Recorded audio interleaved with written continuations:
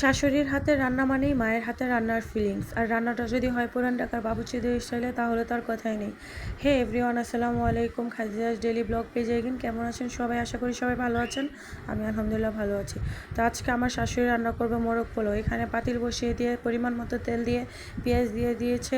এখানে কিছু আস্ত মশলাও অ্যাড করে দিয়েছে, 2 টুকরো দারচিনি, 2-3টা এলাচ আর তেজপাতা।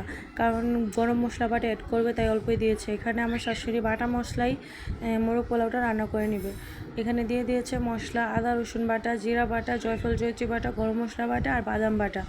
মশলাটা দিয়ে পরিমাণ মতো লবণ দিয়ে ভালো করে কষিয়ে নেবে। মশলাটা কষিয়ে নেওয়ার পরে এখানে মুরগির মাংসটা দিয়ে মশলার সঙ্গে ভালো করে কষিয়ে নেবে। আর কষাতে কষাতে মুরগির মাংসটাকে 80% সিদ্ধ করে নেবে। মুরগির মাংসটা কষানো হয়ে গিয়েছে, এখান থেকে মশলা থেকে মুরগির মাংসটা আলাদা করে উঠিয়ে নেবে।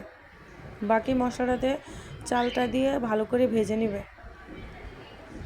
আমার শাশুড়ি এখানে সোনালী মুরগিটা ব্যবহার করেছে, আপনারা চাইলে বয়রা মুরগিটি দিয়েও এই রান্নাটা করে নিতে পারেন। আমার শাশুড়ি চালটাকে 20 মিনিট পানিতে ভিজিয়ে রেখেছিল। পানি থেকে ছেঁকে চালটা মশলার সঙ্গে দিয়ে ভালো করে ভেজে নেবে।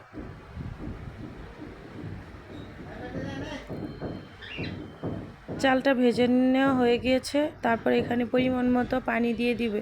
আর এখানে আমার শাশুড়ি ফুটন্ত গরম পানিটা দিয়ে দিয়েছে। আপনারাও গরম পানি দিয়ে রান্নাটা করে নেবেন। গরম পানি দিয়ে রান্না করলে তাড়াতাড়ি রান্নাটা হয়ে যায়। আর এখানে জাল করে রাখা আধা কেজি পরিমাণ গরুর দুধ দিয়ে দিয়েছে।